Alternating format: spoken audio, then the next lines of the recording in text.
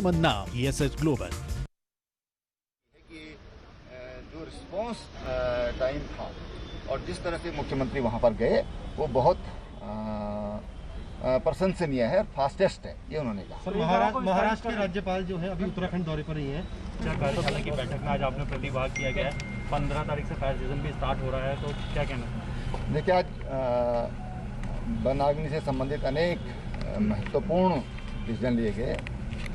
पहले जो हमारे 2 कर्मचारी परसों यानी 10 तारीख को वनाग्नि को रोकते हुए, बुझाते हुए शहीद हुए, उनको पहले तो श्रद्धांजलि है। उन्होंने वनों को बचाने के लिए अपना जीवन का उत्सर्ग किया है। और हमने आज ये निर्णय लिया है कि अभी तक जो इस तरह से हमारे वनकर्मी अग्नि की भेंट चढ़ जाते हैं, उनको अभी तक 2.5 लाख रुपए मिलता था। तो हमने एक निर्णय लिया कि उनको हम 15 लाख रुपया उनके आश्रितों को हम अब देंगे, एक निर्णय लिया है। दूसरा, फॉरेस्ट फायर को रोकने के लिए एक एडिशनल PCCF रैंक के अधिकारी को उसके लिए एक जिम्मेदारी दी गई है कि वो पूरे राज्य में इसको देखेंगे। तीसरा, देश का ये पहला एक integrated command and control centre हमने कहा है कि जो स्मार्ट होगा उसकी एक स्थापना करें। तो ये देश का एक तरह से पहला इस तरह का एक सेंटर होगा जो हम टेक्नोलॉजी के माध्यम से, सैटेलाइट सिस्टम से हम ये देख पाएंगे कि कहाँ पर अग्नि हो गई है, अग्नि वनों में जल गई है, जला दी गई है या जल गई है, तो उसको ताकि उस पर तुरंत उस पर नियंत्रण किया जा सके। अगली बात जो एक बहुत महत्वपूर्ण पक्ष है कि जब हम फॉरेस्ट कंट्रोल्ड फायर जिसको बोलते हैं, तो उसमें अग्नि अभी तक कहीं से भी उसको लगा दिया जाता है। तो आज एक निर्णय हुआ कि उसको हम पहाड़ों में तो ऊपर चोटी से करेंगे उसको, ताकि आग फिर धीरे धीरे नीचे आए, उसकी जो प्रज्वलनशीलता है वो कम रहे। अगली चीज़ जो यहाँ पर जो आज निर्णय लिया गया है कि नेक्स्ट ईयर का जो बजट है, हमारा कैंपा का जो कार्य योजना है, वो इस हफ्ते में तैयार हो जाएगी। 19 तारीख को हमारे जो प्रिंसिपल सेक्रेटरी हैं और जो हमारे हॉफ हैं, वो उसका प्रेजेंटेशन मुख्यमंत्री को देंगे। हर काम जो उसको टाइम बाउंड फिक्स किया गया कि इस दिन तक आपको करना है, उसके लिए एक व्यक्ति को जिम्मेदारी दी गई कि आपकी ये जिम्मेदारी होगी। एक चीज़ और है कि जो हमारी फायर लाइन होती हैं, फायर लाइनों में ये पहले से एक चला आ रहा है, तो उसमें कुछ पौधे जम गए हैं, पेड़ आ गए, तो उसके कारण जो फ्रीक्वेंसी है, जो जब हम उस पर आग बुझाने के लिए जाते हैं उस पर, तो उसके कारण उसकी जो गति है वो कम हो जाती है। इसलिए उसके लिए कोई सुप्रीम कोर्ट ने उसमें कोई निर्णय है कोई, या कोई स्टे है पहले का, उसके लिए हमने कहा कि उसको एग्जामिन करा लिया जाए, और नहीं तो उसके लिए सुप्रीम कोर्ट जाएं, ताकि जो फॉरेस्ट लाइन है हमारी, जो वो एकदम फायर लाइन है हमारी, वो क्लियर रहे। जो हमारे छोटे कर्मचारी हैं तो जंगलों में रहते हैं, तो उनके जो बच्चे हैं, परिवार हैं, वो कई बार उनके जीवन में बड़ी अनिश्चितता रहती है। इसलिए हमने कहा कि पुलिस लाइन की तरह फॉरेस्ट लाइन भी बने, ताकि जो हमारे फॉरेस्ट कर्मी हैं, जो जंगलों में अपना जीवन यापन कर रहे हैं, एक तरह से जिनका जीवन उनका वनों की सुरक्षा में लगता है, तो उनके परिवारों को वहाँ पर रखा जा सके। ये 5-7 निर्णय आज प्रमुख लिए हैं। सर, वहाँ अपना स्टेटमेंट क्या उन्हें तो मांगेंगे तो हम देंगे उनको।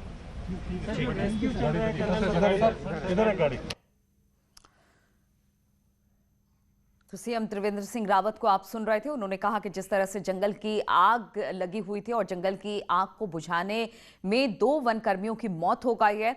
अब जो वनकर्मियों को मुआवजा मिलता था, पहले 2.5 लाख रुपए का मिलता था, लेकिन अब इसे बढ़ाकर करीब 15 लाख रुपए कर दिया गया है। कुछ और निर्णय आज लिए गए हैं, इसी बात की जानकारी सीएम देते हुए।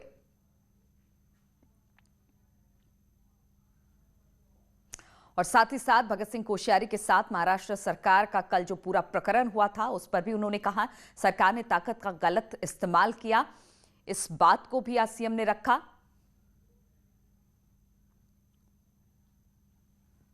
तो सरकार ने ताकत का गलत इस्तेमाल किया। कल भगत सिंह कोश्यारी को देहरादून आना था महाराष्ट्र से और वहां पर उनके चार्टर्ड प्लेन को करीब 20 मिनट तक रोका गया था, जिस पर आज मुख्यमंत्री ने अपनी बात रखी। और अब बात करते हैं चमोली आपदा की। तो चमोली आपदा में मारे गए लोगों का अब अंतिम संस्कार किया जा रहा है। 7 शवों का आज प्रशासन ने अंतिम संस्कार किया। चमोली कर्णप्रयाग घाट में इनका अंतिम संस्कार किया गया है। 3 शवों का चमोली घाट और 4 शवों को कर्णप्रयाग घाट पर इनका अंतिम संस्कार किया गया। तस्वीरें भी आप देख सकते हैं। सभी के डीएनए सैंपल लेकर इनका अंतिम संस्कार किया गया है। ये वो लोग हैं जो आपदा में मारे गए थे। आपदा में अभी तक 36 शव बरामद हुए हैं। 10 शवों की ही शिनाख्त हुई है, बाकी अभी किसी ने इनकी शिनाख्त नहीं की है। अब प्रशासन धीरे धीरे कर इनका अंतिम संस्कार कर रहा है। आज 7 शवों का अंतिम संस्कार किया गया, लेकिन इनके डीएनए सैंपल को सुरक्षित रख लिया गया है। यहाँ तक डेड बॉडीज की बात है, 204 टोटल आदमी थे, जिनमें से 36 डेड बॉडीज मिल गई हैं। तो 168 लोग अभी पूरी तरह मिसिंग है। 36 में से 10 हमारी आइडेंटिफाई हो गई हैं। जो लोग चिन्हित नहीं हुए हैं उनका 72 घंटे के बाद हम लोग जो है सबको मौका दे करके विधि से पूरी तरह संस्कार कर रहे हैं, किंतु संस्कार से पहले हर बॉडी का डीएनए जरूर प्रिजर्व कर रहे हैं, जिससे भविष्य में मिलान हो सके। और तपोवन आपदा पर इस वक्त एक बड़ी खबर आ रही है। रैणी गांव के ऊपर झील बन गई है और इस झील के मामले को लेकर ऋषिगंगा के ऊपर स्ट्रीम में ये झील बनी है। एसडीआरएफ एनडीआरएफ टीम रेकी के लिए निकली है कि आखिर इस झील का आकार कितना बड़ा है। 8 सदस्यों की टीम झील का जायजा लेने के लिए निकल गई है। टीम की रिपोर्ट पर अब आगे एक्शन लिया जाएगा। तो ऋषिगंगा के ऊपर स्ट्रीम में एक झील बनी है, जिसका ये आंकलन किया जा रहा है कि शायद ये झील खतरा उत्पन्न कर सकता है। इसी को लेकर एसडीआरएफ एनडीआरएफ की टीम रेकी के लिए निकली है। कुल 8 सदस्य इस टीम में है। वहां पर झील में जाकर जायजा लेंगे और उसके बाद अपनी रिपोर्ट सौंपेंगे। ये संभावना व्यक्त की जा रही है कि तपोवन के पास ऊपर रैनी गांव से ऊपर कुछ पानी अक्यूमुलेट हो रहा है। काफ़ी एरियल रेकीज की गई हैं ऑर्गेनाइजेशंस के द्वारा, वहां से भी यही खबर प्राप्त हुई है। इसको देख एकदम तो 8 सदस्यों की टीम बनाकर अब भेजा गया है उस स्थान पर जहां पर झील बनने की खबर मिल रही है। झील का आकार कितना बड़ा है, कितना ज्यादा पानी यहां पर इकट्ठा हो गया है, इसी पर बातचीत करने के लिए दीपांकर भट्ट फोन लाइन पर इस वक्त हमारे साथ जुड़ गए हैं। दीपांकर, खबर यह मिल रही है कि एसडीआरएफ और एनडीआरएफ की टीम को रवाना कर दिया गया है उस जगह पर जहां पर झील के निर्माण की खबर मिल रही है। कब तक ये टीम वहां पर पहुंच जाएगी और फिर कब तक ये अपनी रिपोर्ट दे देगी? कुछ इस बारे में जानकारी लग पाई है क्या? क्योंकि उसी के बाद फिर आगे क्या करना है ये निश्चित किया जाएगा। बिल्कुल, अभी आज सुबह जब हमारे डीएम चमोली से बात हुई तो उनका कहना था यहाँ पर टीम को रवाना किया गया। एसडीआरएफ की टीम में मौजूद है, जिसको जियोलॉजिस्ट इसमें मौजूद हैं और वो आज शाम तक हो सकता है वापस रिपोर्ट वहां से दें। अगर वहां पर सिग्नल की प्रॉब्लम नहीं होगी तो वहां से भी रिपोर्ट दे सकते हैं कि किस तरह की स्थितियां वहां पर हैं और स्थितियां वहां पर हैं। और चिंता यही है कि अगर वहाँ पर पानी बढ़ता है तो नीचे जो सारा इलाका है चमोली डिस्ट्रिक्ट और जहाँ जहाँ नदी का रूट है उसको खाली यहाँ पर करवा लिया जाए। और जो डीएम है और एसपी उनका कहना है कि सभी को अलर्ट किया गया और किसी को भी ये कहा गया कि नदी के किनारे वो ना रहे जब तक कि इसको लेकर एक पुख्ता खबर वहाँ से नहीं आ जाती। बिल्कुल, तो हम आपको बता दें दीपांकर, जिस तरह से बता रहे हैं कि एसडीआरएफ एनडीआरएफ की 8 सदस्यों को इस टीम में शामिल किया गया है। उनको उस जगह पर भेजा गया है रैणी गांव के आसपास जहां पर ऋषिगंगा का पानी रुक रुक कर झील बनता नजर आ रहा है और उसी को लेकर रवाना किया गया है। दीपांकर, अब जब वहां पर ये टीम पहुंचेगी, क्योंकि बताया ये जा रहा है कि एक बहुत बड़ा खतरा उत्पन्न हो सकता है, क्या वहां पर जब टीम पहुंचेगी तो इसी के बाद ये अंदाजा लग सकता है कि वहां पर झील का आकार कितना बड़ा है, कितना पानी वहां पर जमा हो गया है और किस तरह से अब इस पानी की निकासी की जाएगी? ये सब टीम की रिपोर्ट के बाद ही निश्चित किया जाएगा। बिल्कुल लीलू, ये सब कुछ जब टीम की रिपोर्ट आएगी उसके बाद ही तय हो पाएगा। लेकिन किसी की भी जान खतरे में ना आए, जो कमिश्नर है गढ़वाल कमिश्नर, उनका कहना है, डीएम चमोली का कहना है। और मैं अगर कैमरा पर्सन से कहूं तो अगर वो दिखाएं तो जिस साइड से सैलाब आया था, मैं इस वक्त उसी बैराज पर मौजूद हूं जहां पर ये सैलाब चलता हुआ आया था और इसमें अब यहाँ पर पुल बनाने की तैयारी। लेकिन जो तस्वीर आप देख पाएंगे, अगर ये जो पहाड़ी इलाका आगे आपको नजर आ रहा है, यही आगे ऋषिगंगा पर ग्लेशियर है उसमें कई ग्लेशियर एक साथ मिलते हैं, जो कहना है यहाँ पर जियोलॉजिस्ट का कि वहाँ पर कई ग्लेशियर्स एक साथ आते हैं, तो खतरा बड़ा ज़रूर हो सकता है। लेकिन अब जो टीम की रिपोर्ट आएगी, अगर वो पानी बहुत ज़्यादा है तो फिर उसको कैसे वहाँ से डिस्पोज ऑफ किया जाए, कैसे उसके लिए रूट निकाला जाए, ये अगला चैलेंज रहेगा। लेकिन फिलहाल प्रशासन का ये कहना है कि स्थितियाँ कहीं पर ना बिगड़े, इससे सभी लोगों को से कहा गया कि नदी के किनारे ना रहें। और आज के अगर मैं ऑपरेशन की बात आपको दिखाऊं तो आज का ऑपरेशन इस तरीके से है कि यहाँ पर आप देख सकते हैं ये ट्रॉली लगाई गई है, तार लगाया गया है दूसरे गांव को जोड़ने के लिए। नीचे अभी भी मलबा यहां बना हुआ है और लगभग ये मलबा 15 से 20 मीटर का है। इसके अलावा टनल पर सिर्फ आज मशीन काम कर रही है, वहां किसी के और को जाने को परमिशन नहीं है। फिलहाल जो आईटीबीपी है, आर्मी है, उनको कहीं किसी टीम को स्टैंड बाई पर रखा गया है कि जब हालत थोड़ी सही लगेगी टनल के अंदर तब उनको फिर कॉल किया जाएगा।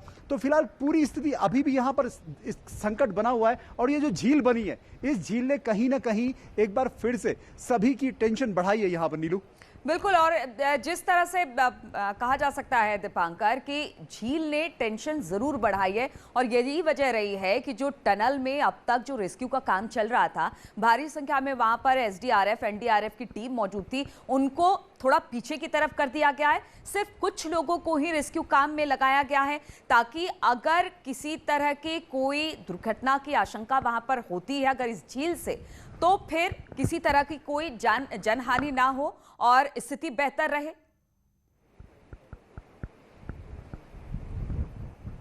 बिल्कुल नीलू, अगर मैं अपने कैमरा पर्सन से कहूँ तो जहां से मैं खड़ा हूं और मेरे से अगर आप राइट की तरफ को चलेंगे तो ये बैराज है जो पूरी तरह तबाह हुआ था। जब हम पहले दिन यहां पर पहुंचे थे 8 तारीख की सुबह, तो यहां हर तरफ सिर्फ भीड़ थी।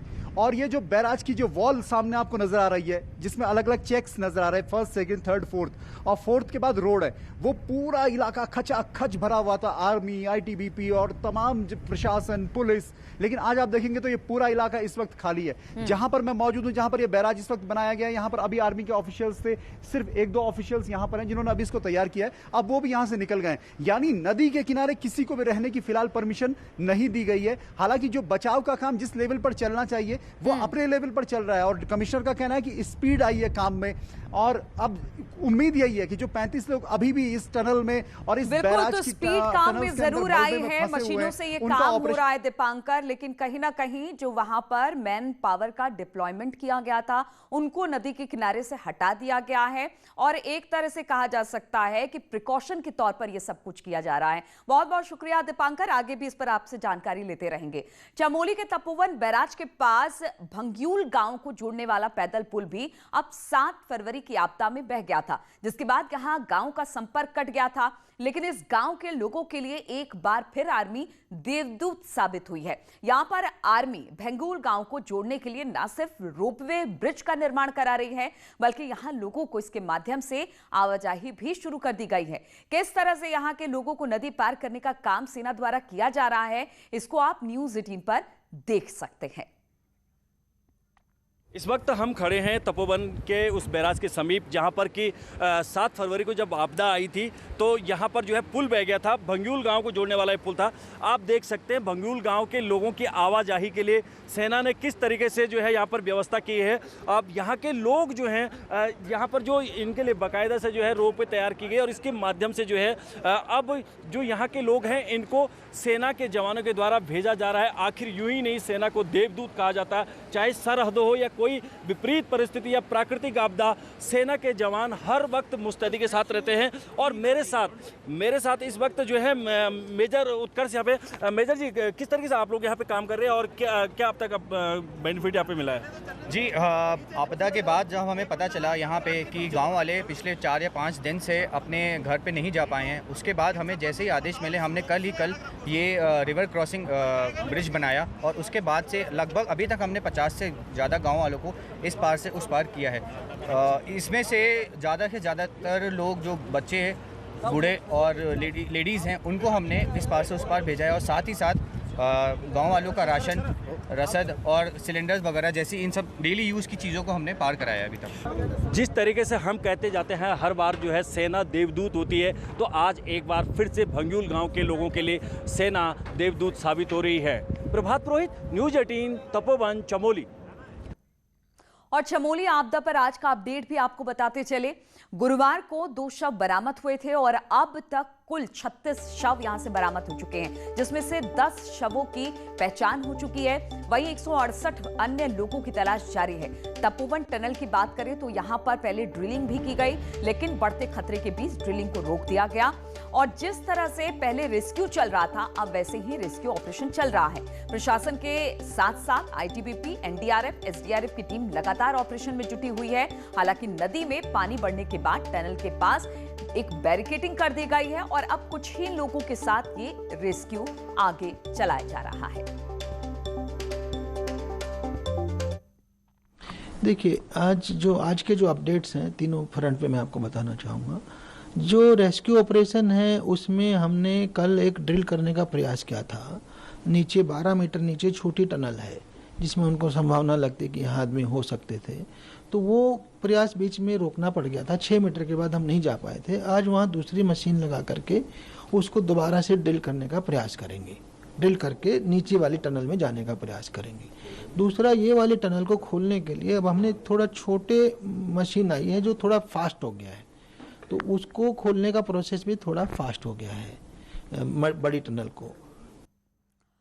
तो टनल में ड्रिलिंग के काम को रोक दिया गया है और सबसे बड़ी बात यह है कि जिस तरह से एक झील बन रही है, पानी का बहाव हो सकता है, इसको लेकर कहीं ना कहीं ड्रिल तो रोकी गई, लेकिन अब भी रेस्क्यू वहां पर चल रहा है अपने पुराने तरीके से। महाराष्ट्र के गवर्नर भगत सिंह कोश्यारी को स्टेट प्लेन ना देने पर सीएम त्रिवेंद्र का बड़ा बयान आया है। सीएम ने कहा है कि महाराष्ट्र सरकार ने अपनी ताकत का गलत इस्तेमाल किया।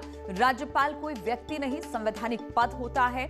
महाराष्ट्र के गवर्नर अगर मांगेंगे तो उत्तराखंड सरकार उन्हें स्टेट प्लेन भी देगी। उत्तराखंड सरकार अपना स्टेट प्लेन देने को तैयार है। तो त्रिवेंद्र सिंह रावत ने यह बात कही। कल जिस तरह से कोश्यारी को नहीं दिया गया था स्टेट प्लेन, उनके चार्टर्ड प्लेन को करीब 20 मिनट तक रोका गया और उसी के बाद आज सीएम ने अपना बयान दिया है।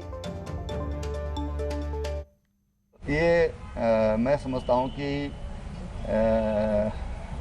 अपनी ताकत का गलत इस्तेमाल किया जा रहा है, दुरुपयोग किया जा रहा है कहना चाहिए। ये अच्छा नहीं है। इससे मर्यादाओं को भी चोट पहुंचती है और राज्यपाल कोई व्यक्ति नहीं होता, वो एक तरह से मुखिया है राज्य का, संवैधानिक मुखिया, राष्ट्रपति का प्रतिनिधि है। तो इन चीज़ों का सम्मान रखना चाहिए। लोकतंत्र में मर्यादाएं और परंपराएं, उनका दोनों का ख्याल रखना। और देहरादून से बड़ी खबर आ रही है, जहां पर सीएम त्रिवेंद्र सिंह रावत से पूर्व सीएम हरीश रावत ने मुलाकात की और चमोली त्रासदी को लेकर दोनों में बातचीत भी हुई है। वहीं कल महाराष्ट्र सरकार ने राज्यपाल भगत सिंह कोश्यारी को सरकारी विमान नहीं देने के मामले में हरीश रावत ने कहा कि महाराष्ट्र और बंगाल के राज्यपाल बीजेपी के कार्यकर्ता हैं।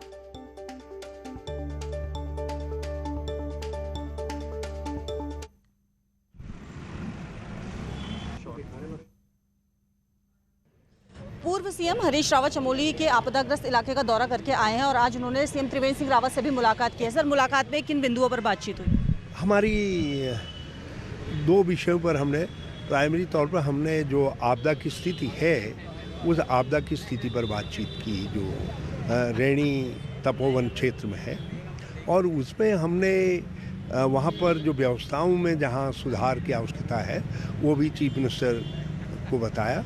और उसके अलावा एक 6 सूत्री हमने ज्ञापन माननीय मुख्यमंत्री को दिया है। मेरा आखिरी सवाल आपसे यह है कि महाराष्ट्र के गवर्नर को कल नहीं मिला चार्टर्ड प्लेन, क्या कहेंगे इसको लेकर? एक संवैधानिक पद पर वो हैं और तब इस तरीके का व्यवहार अगर महाराष्ट्र सरकार द्वारा किया, क्या महाराष्ट्र या पश्चिमी बंगाल या भाजपा के शासन में कोई गवर्नर संवैधानिक गवर्नर के रूप में काम कर रहे? ऐसा लगता है संविधान की प्रतियों को राजभवन जाते ही ताले में बंद कर दिया गया है। ये भाजपा के कार्यकर्ता के तौर पर काम कर रहे हैं। कोई राज्य सरकार भाजपा के कार्यकर्ता के साथ क्या व्यवहार कर रही है उसमें मैं संविधान को ला करके काहे के लिए संविधान को तकलीफ पहुंचाने का काम करूं? इसलिए चाहे महाराष्ट्र के राज्यपाल हों या पश्चिमी बंगाल के हों या कोई और राज्यपाल हों, ये भाजपा के कार्यकर्ता हैं। उनके साथ राज्य सरकार ने क्या सलूक किया है इसका उत्तर राज्य सरकार ही देगी। आपको लगता है कि पद की गरिमा है, सही है या गलत? आपको क्या लगता है? भाजपा के शासनकाल में राज्यपालों ने राज्यपाल पद की गरिमा को ख़त्म कर दिया, बल्कि पहले अटल जी कहते थे राज्यपाल पद समाप्त होना चाहिए, और मोदी जी को वो धन्यवाद दे रहे होंगे कि तुमने राज्यपाल शब्द की महत्ता को चकनाचूर कर दिया, ख़त्म कर दिया है। बहुत बहुत शुक्रिया सर हमसे बातचीत करने के लिए। ये थे पूर्व सीएम हरीश रावत जो बता रहे थे कि कुछ वो कहना नहीं चाहते हैं संवैधानिक पद को लेकर, उन्होंने कुछ भी बयान नहीं दिया। और सीएम त्रिवेंद्र सिंह रावत से भी आज उन्होंने मुलाकात की है चमोली आपदाग्रस्त इलाके का दौरा करने के बाद। कैमरा पर्सन भरत शर्मा के साथ भारती सकलानी, न्यूज़ 18 देहरादून। ब्रेक के लिए बहुत जल्द लौटते हैं।